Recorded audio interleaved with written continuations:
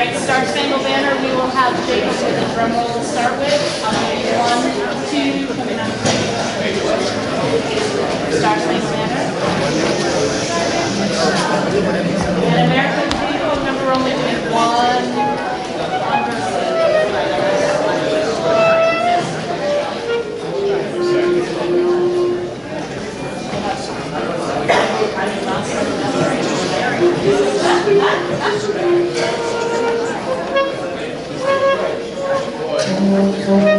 verse.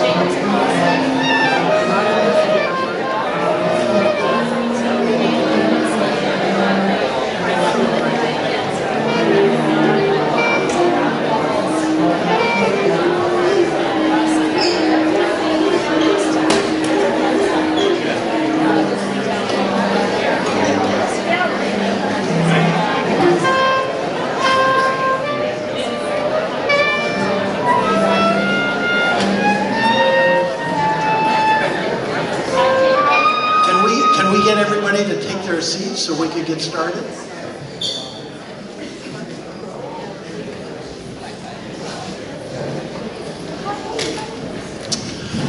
Welcome. I'm Dave Cadwell. I'm the Master of Ceremonies here today, and we're going to start with the official where the exits are in the back, where you came in. Please keep the rows at 7 chairs. Them's the rules. We can't break them. So now that we've got the official business over with, thank you for making this accommodation and coming over and making the best of this. I did want to point out that we have an extra large band here today because many of Alicia's former students, 2 I think said it was 39 years ago they played together here last. I was not here. Have joined the band. So let's hear it for the band.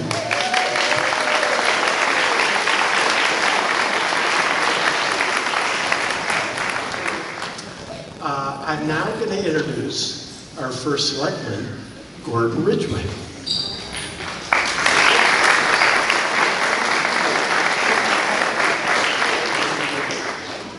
Yes, thank you everyone for coming, and I appreciate your accommodations. Unfortunately, the weather didn't entirely cooperate with us today, but there's one thing that we always make sure we do on this day is to honor our veterans. And this day is no exception. Despite the weather, I would like to thank Mrs. S. and the band for coming. They were willing to play in the rain, but we decided it would be a better performance for everyone to be inside. Thanks to the fire department for their service to the community, also for doing traffic control today. Thank you to I see we have a Cornwall athletes here today. Thank you all for representing your town all over Litchfield County in your athletic contests. Thanks to the school for making us all feel welcome here. One of the last times we were here at the school was 30 years ago, 29 years ago, to celebrate the 50th anniversary of the end of World War II. And at that point, there was over 24 Cornwall World War II veterans with us in the old gym, and that was quite a moving ceremony. And sadly, this year we've lost the last of that greatest generation here in town. But certainly their memories and their accomplishments will live on. So again, thank you all for coming, being part of this. This is usually our largest community get-together. And it should be, as that's part of Memorial Day, is remembering people that made the ultimate sacrifice, including here at Cornwall Consolidated School. The playing field down below is dedicated to the 5 Cornwall soldiers who died in World War II. So there's a lot of ties in that are important to the state and the town, and thank you all for continuing to observe it.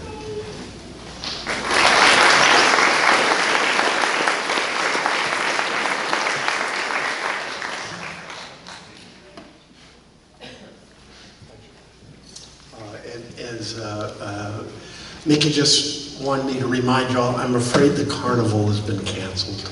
So I'm really sorry to break that news, but it's just, there's lightning and things that we can't defend ourselves against. So I'm sorry we're going to have to cancel it for this year.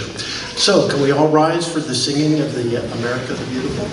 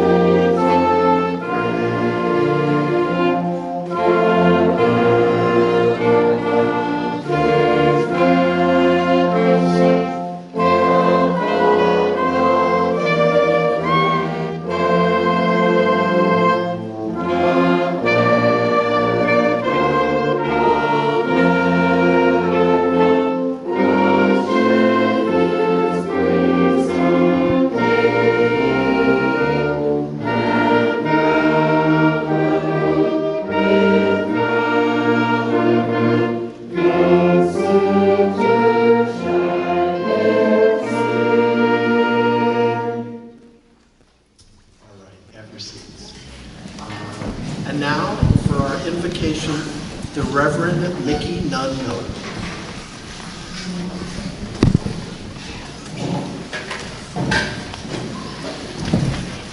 Let us pray.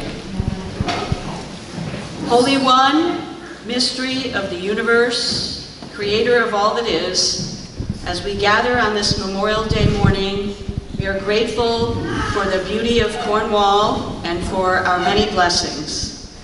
We are grateful as citizens that we can gather in freedom, and we are grateful for all those who fought for freedom and human liberty. We remember especially those who died since 1776 in this endeavor. As always, we pray that their sacrifice may not be in vain. We also remember all of those who are working now to keep us safe, especially those who put themselves in harm's way. Be with us now, O God of justice, God of freedom, God of peace, in our time of remembrance. Amen.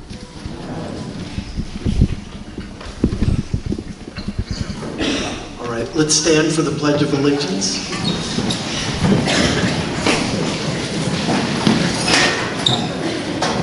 I pledge allegiance to the flag of the United States of America and to the republic for which it stands, one nation, under God, indivisible, with liberty and justice for all. Thank you.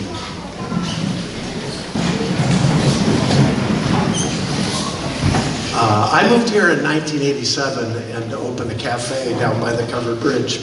So imagine my surprise when I find out my across the street neighbor and fellow business person in town, the cabinet maker there,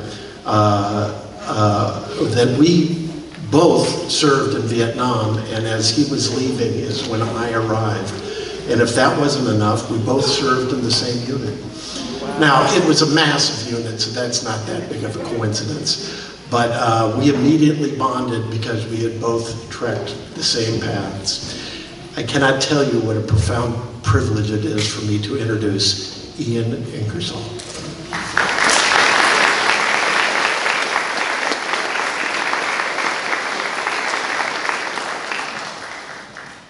Actually, there's 3 or 4 other people from the CAB that are in town as well.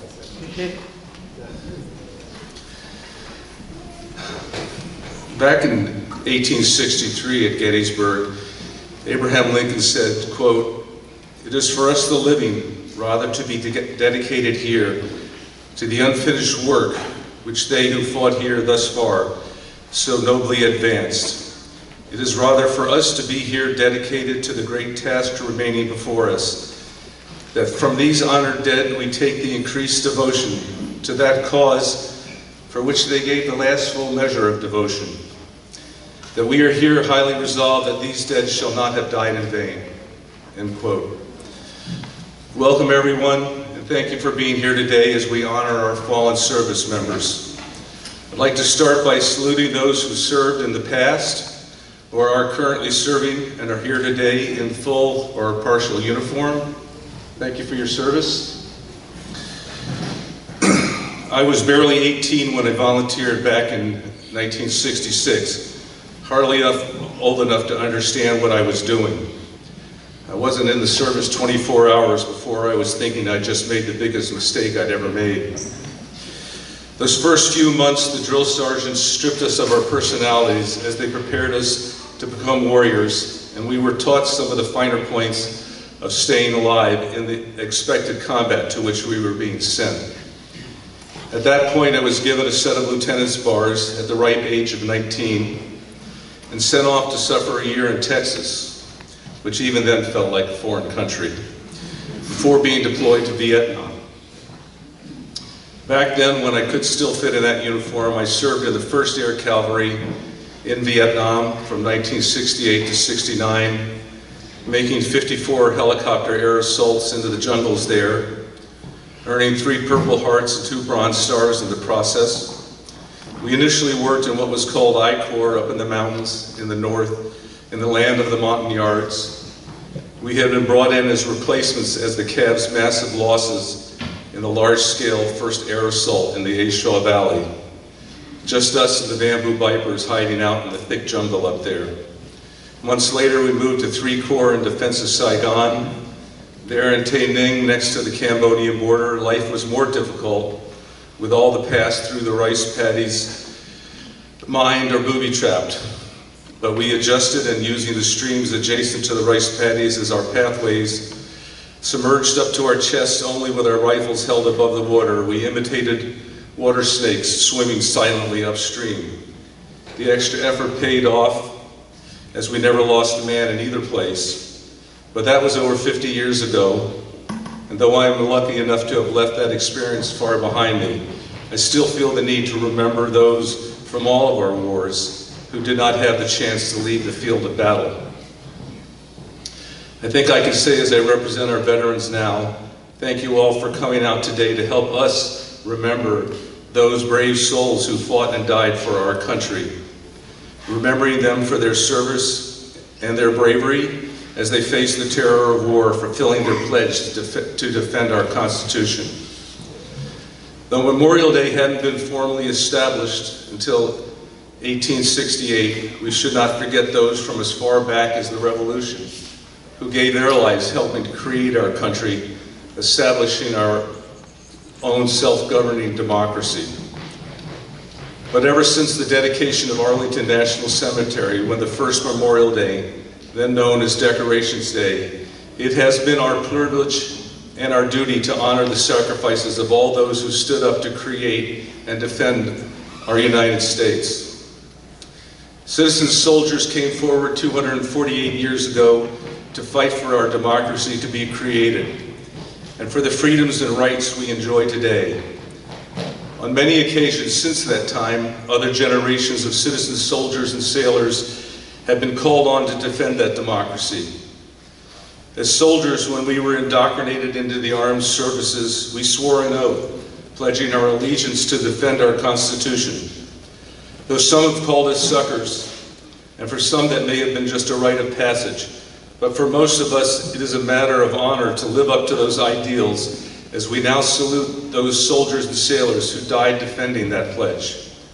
I think I speak for most veterans when I say we will continue on this path for as long as we live so that the ideals of the Constitution can live on forever. The first Memorial Day was recognized when the relatives and survivors of the great Union Army of the Civil War came together to remember their loved ones who had given their lives to preserve our nation then. And those of us who live in the Union have always in our hearts remembered those sacrifices. But simply remembering in our hearts is not enough to preserve that for which these brave souls so selflessly gave their lives. We must ask ourselves what we can do to uphold that vision for which they lived and died. It is our sacred obligation to them, not based on party or politics, but to ensure that our democracy endures, to ensure that their sacrifice, as Lincoln said, was not in vain, and to recognize that each of them was a link in a chain of honor that stretches back to the founding of our country, and for us to ensure that that chain remains unbroken. Memorial Day may fall at the end of spring, at the beginning of summer, when we place wreaths and flags on the grave sites and remember our fallen comrades. But for us as private citizens, to truly honor their sacrifice, we must continue to remember why all these souls gave their lives in defense of our country. We need to continue the fight for the equality cited in our Constitution each day. And each fall we must stand up for that Constitution and defend our democracy by voting in our elections to sustain the ideals for which they fought and died. I may not have been old enough to fully understand what we were doing back in 1966, but I realize now how precious our democracy is and how important it is that we continue to fight for its survival in these troubled times. In closing this Memorial Day, as we remember those of our own armed forces who gave their lives to protect our democracy, we might also remember the passing of so many of the Ukrainian soldiers who are currently giving their lives to protect those same values and freedoms, so that our current generation of young men and women aren't called upon to lay down their lives to protect our shared values and freedoms. Thank you for your time.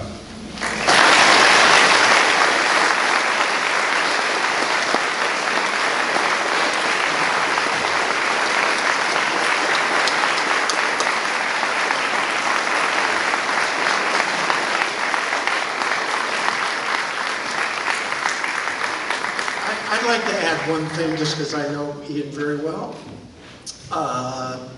He explained that the decorations I never gave him, but there's not one for, I think, the most important thing he did.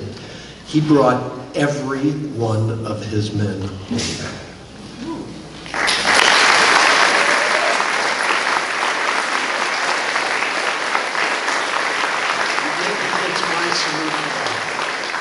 All right, highlight of the day, the Citizenship Award, back for God knows how many years. Get up here, Tim. Tim Naylor.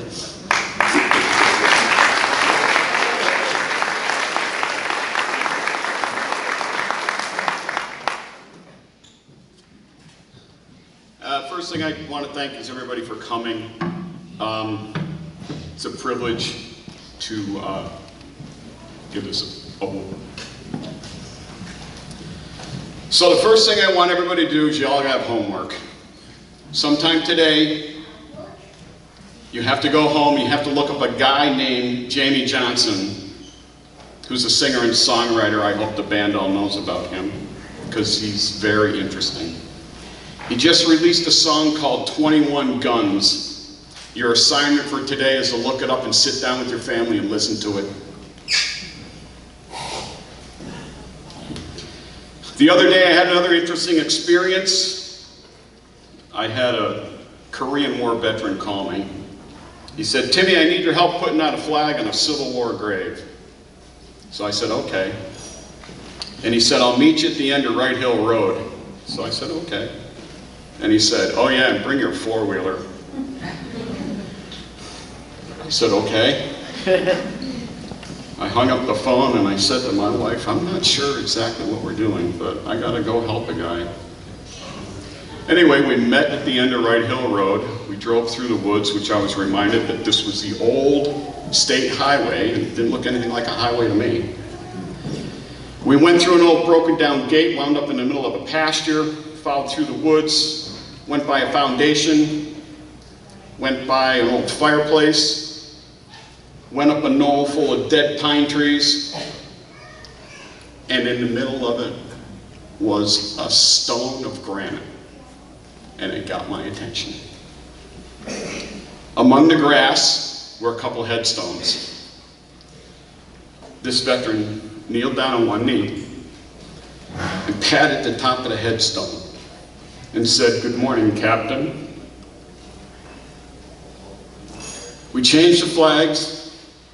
As he pulled some weeds, he stood up, tapped the gravestone again, and said, "I'll see you next year, if not before," and saluted it and walked away. It was a very moving experience. That's why we're here for Memorial Day. Now for our Citizenship Award. Every U.S. veteran in Cornwall gets a new flag every year. The old ones are removed and are burned on Flag Day in Goshen. You are all welcome to attend. This year's recipient plays a key role in this process.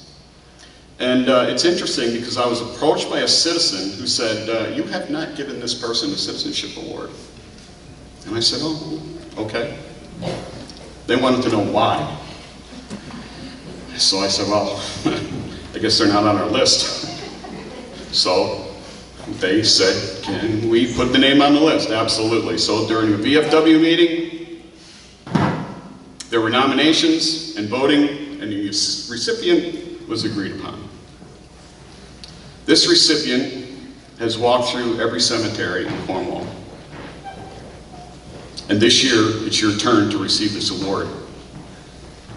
You have walked through the mud, stood in the rain, sweated in hot, humid weather, even missed a few days of work, even dealt with a tick or two. You have shown an unwavering commitment to your community by handling approximately 15,000 flags in the past 35 years. It's moving. This year's Citizenship Award for Community Service presented by the Berkshire VFW Post 9243, Memorial Day, May 27, 2024. Catherine M. Washburn.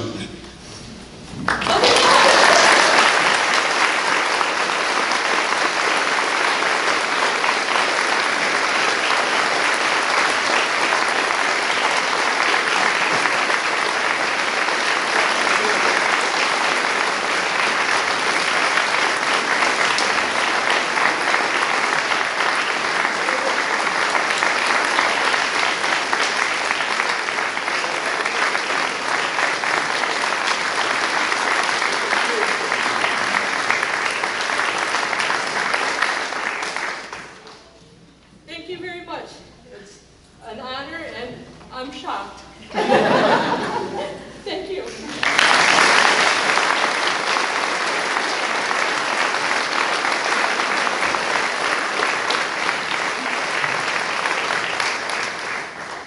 Never more deserved. Thank you very much.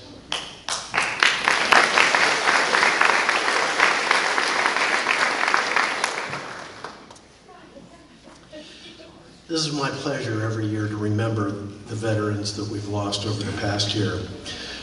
This year we have 3 gentlemen that we're remembering. John Franklin Green, U.S. Army, died November 2nd, 2023. John was born in Sutherland, Virginia on the 2nd of June, 1941. His younger brother Tom told me the story of when they were boys working in their family tobacco fields and a train was passing by, that Tom threw them a hearty wave and he looked over to see his big brother giving them the one-finger salute. When he asked him why, John responded that he had read a magazine article quoting an engineer saying that they loved tooting their horn at dumb old country kids when they passed by, and that he was not a dumb old country kid. No truer words have ever been spoken. John attended the University of Richmond, graduating with a degree in accounting in 1962. He served in their ROTC program and entered the U.S. Army as a second lieutenant and was assigned to the 82nd Airborne Division, the Screaming Eagles. Airborne units are the folks who jump out of airplanes. His brother Tom explained to me that the only way John would have parachuted from an airplane was if he was pushed. It was the time of the Cold War, and John went to battle with the Finance Corps on the front lines of restaurants and art galleries of France, where he honed his appreciation for food and art. Following his service in the Army, John moved to New York City to begin a 4 decades-long career with the accounting firm Pete Marwick Mitchell, now KPMG, where he advanced to be partner. He had a 3-year stint in their Milan, Italy offices, and then became in charge of their international division and traveled the world. Beginning in 1997, John split his time between his house in Brooklyn and his newly acquired weekend home here in Cornwall, living here full-time starting in 2012. John also had a home with his dear friend Tom Becknell on the coast of Ireland that they have generously donated for countless auctions benefiting Cornwall charities. Always generous with his time, John worked tirelessly on several town committees. He served as our town's treasurer for 18 years, a Cal Ripken Jr.-esque record of service that I doubt will ever be equaled. Gordon explained to me, in terms that were way over my head, how John's expertise and accounting skills would find funding for numerous projects, and we should all thank John for saving Cornwall and us taxpayers thousands of dollars. Just think how lucky we all were having a world-class accountant like John Green volunteering to manage our town's money. He served on local boards, especially the Chore Service of Northwest Connecticut. John had a magnificent art collection featuring artists who were his friends and Cornwall neighbors. John loved to garden and to cook and entertain, And I'll bet I'm not alone in having one of those souvenir glasses with all the results from his famous Kentucky Derby parties collecting dust on a shelf. Tom Green told me how much his brother enjoyed all the trappings of New York City offered, but it was Cornwall that he loved and where he called home. How proud he was of his Town Street property and how instrumental he was in the restoration and maintenance of the grounds of the church across the street. John will be missed among the many loop walkers that pass his house on that church. John Green was a real Southern gentleman, in every way a gentle man.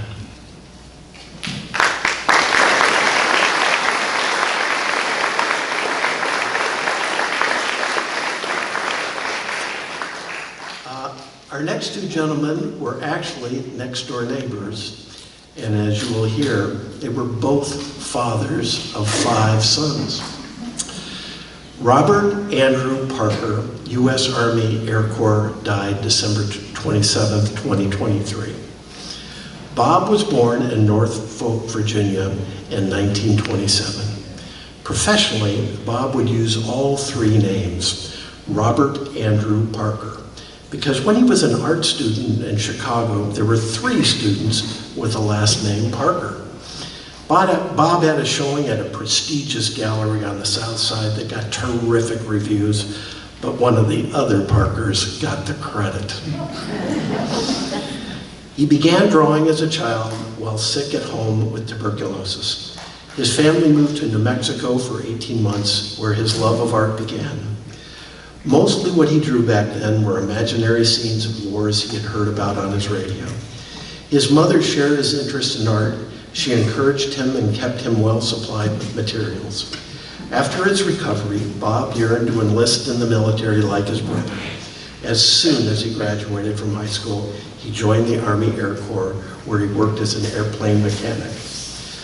The war ended 2 weeks later, and so he never saw combat. I spoke to Gordon, and we agreed that Bob was our last remaining World War II veteran.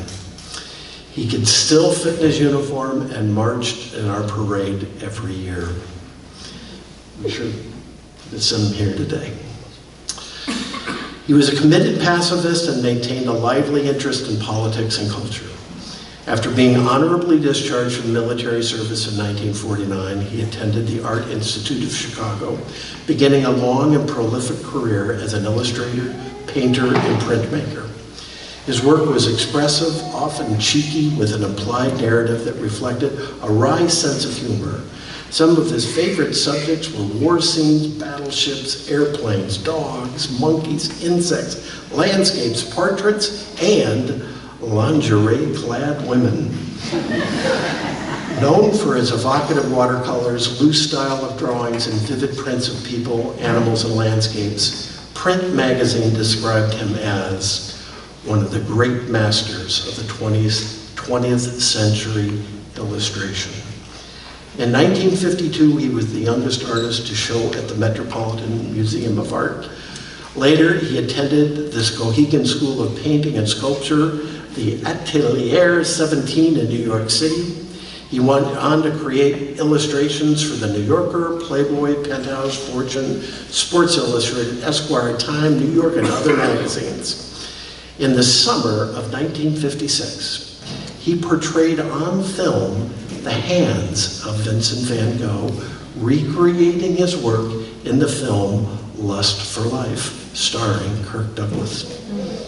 After that film, he was able to work as a full-time artist, blending his passion for jazz and art, and he painted album covers for Columbia record musicians from Duke Ellington to Thelonious Monk, and illustrated works by literary giants as Vladimir Nabokov, Stendhal Hall, and poet Marion Moore, who wrote of him as an artist for whom small things could be great things.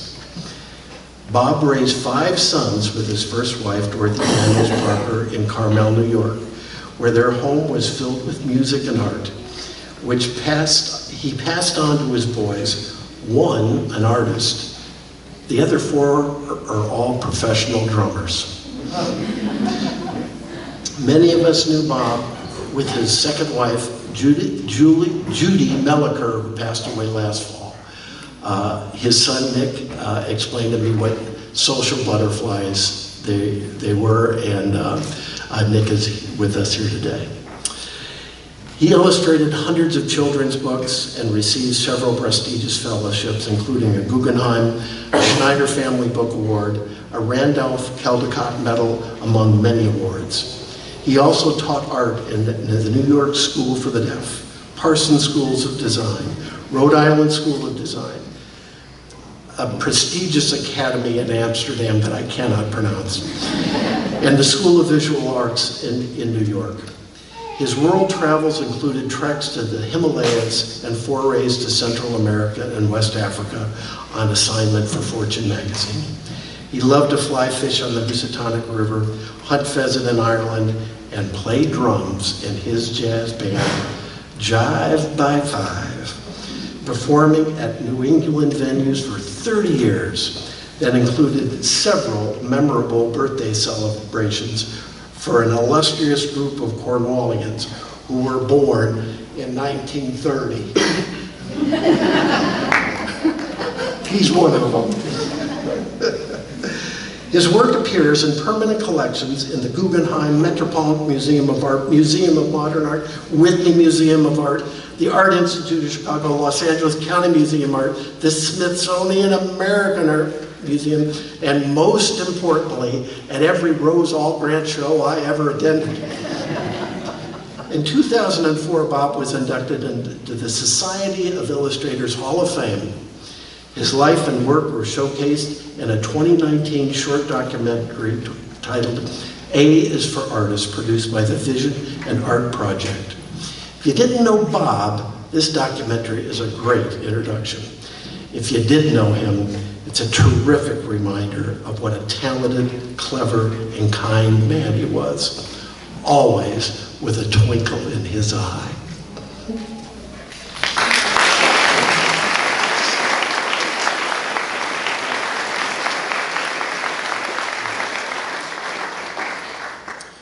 Jerome Doolittle, U.S. Army, died November 19th, 2023.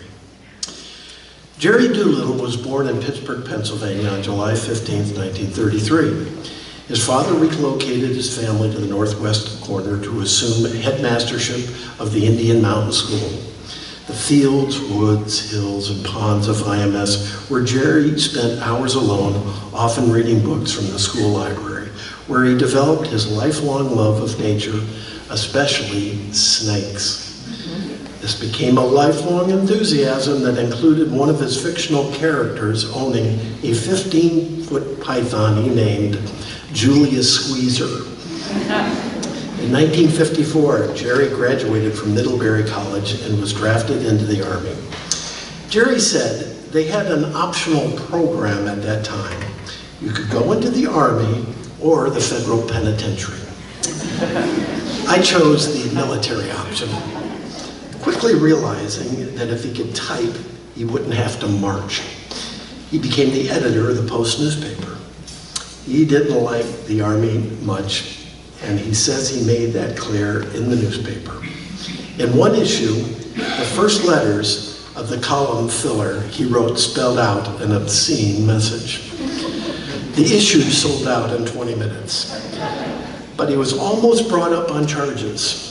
The thing that saved him was his last name. They were afraid I might be related to General Doolittle, he said, referring to the American war hero who led the air raid against the Japanese. By the way, Jerry was not related to the general. His experiences as an enlisted man instilled in him a lifelong skepticism of authority figures in general and commissioned military officers in particular. Got a couple of them back here. During his military service, he married his Middlebury College classmate, Gretchen DeWitt Rath, in 1956. They later moved to Arlington, Virginia, where Jerry went to work for the Washington Post, where he covered the Beatles' first American tour and Martin Luther King's I Have a Dream speech. Jerry also profiled Washington bigwig Leonard Marks, who soon thereafter was appointed director of the former United States Information Service, since merged with the State Department, and offered Jerry a diplomatic position as press attaché or spokesman of the U.S. diplomatic mission in Morocco. Jerry and Gretchen moved to Casablanca in 1966 for several years with their 4 sons, Tim, Ted, John, and Mike. Matthew was born in Morocco. Jerry's second posting was to the U.S. Embassy in Vietnam, Laos in 1969 during the height of the U.S. secret air war in Laos. Since the U.S. at the time was denying its involvement in the bombing, the job of embassy spokesman required misleading the press on a daily basis. He ultimately quit this job as a matter of principle, but not before confidentially working with his former Washington Post colleague, Les Whitten, to help the Post prove U.S. involvement in the bombing of Laos. Jerry resigned from the diplomatic corps in early 1971 and later helped resettle several families from Southeast Asia in the United States, including personally sponsoring a Laotian couple and their 2 children, clearly changing the course of their lives. When Jerry and Gretchen returned to the U.S. in 1972 with 5 young sons, they settled in West Cornwall, directly across the street from the covered bridge. Jerry continued his career as a freelance writer, publishing extensively in national periodicals such as Esquire and Playboy. He authored 2 nonfiction books in the Time Life series on American wilderness areas, Canyons and Mesas in 1974, and the Southern Appalachians in 1975. For both books, Jerry and Gretchen packed the 5 boys up for extensive summer vacation research trips in their Chevy Suburban, sleeping together every night in a massive 7-person canvas tent in national parks and other campgrounds. I spoke to his son Ted, who's also with us here today, who explained to me the Doolittle family open door policy, which would welcome everyone into their home. There was always room for one more.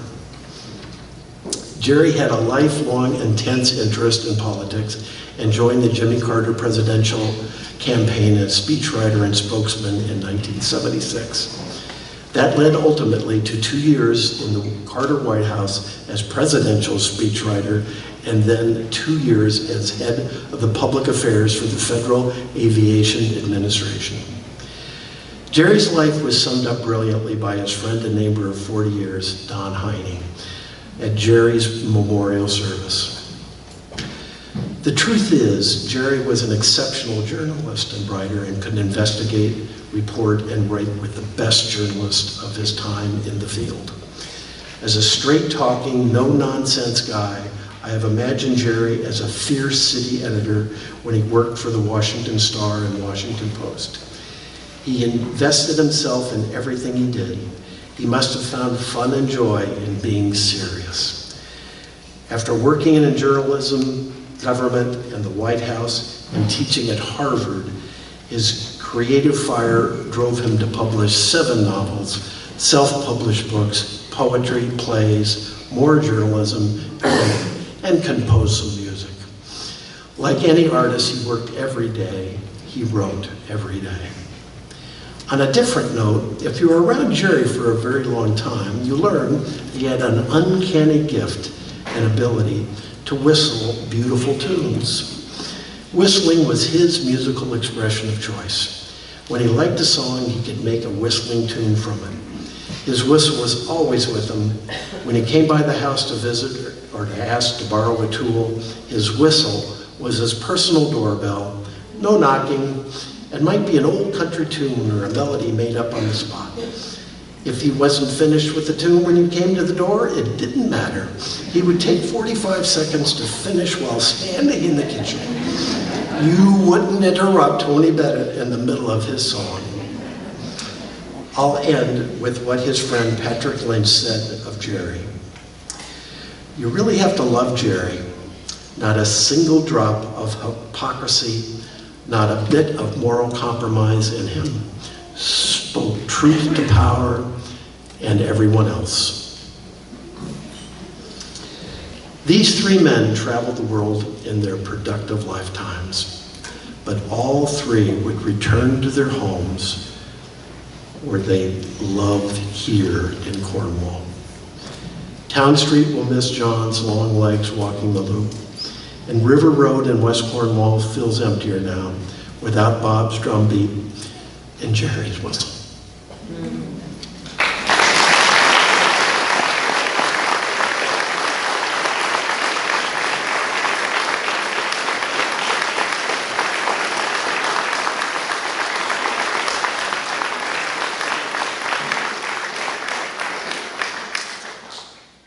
I'm afraid we're not going to be firing guns today. Carrying on in a long tradition of playing taps, I'd like to present Melody Matador.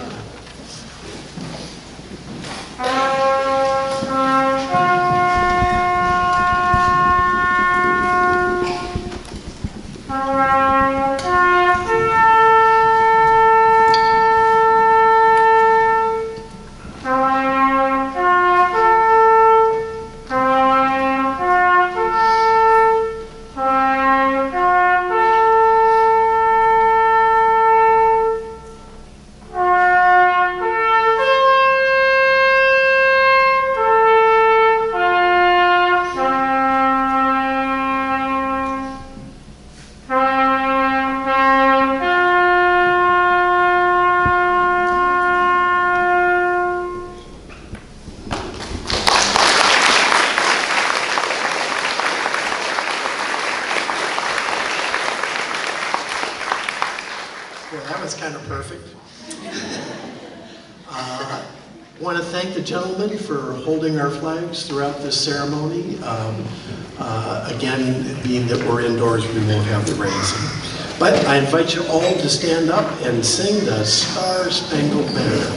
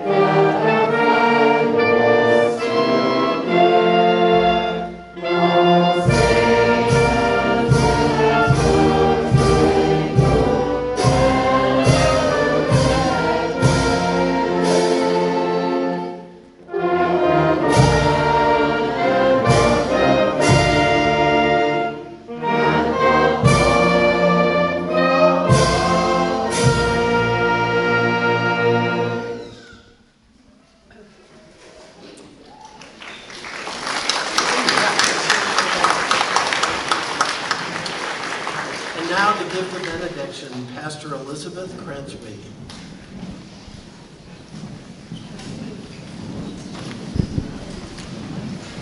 Let us pray.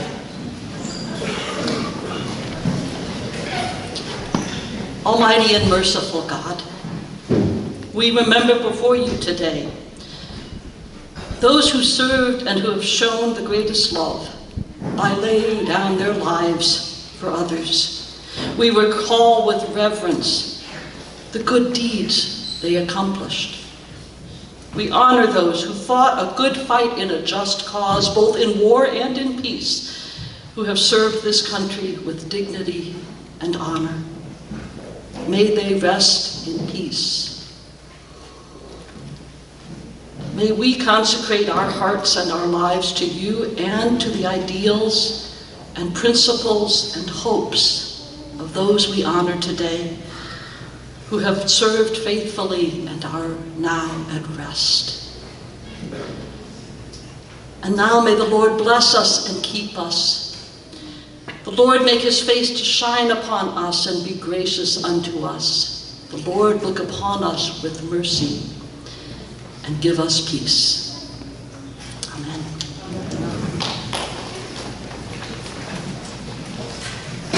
All right, lastly, before we leave, I'd like to point out, we had about 4 hours notice, or I know, he got a call at 7 o'clock, and the reason we only have chairs to sit on and a band can sit and we can speak and be heard by everybody is due to our outstanding custodian, Tom Brown.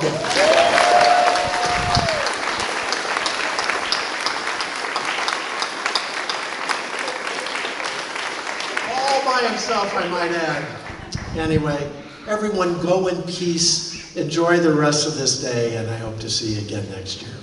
Thank you.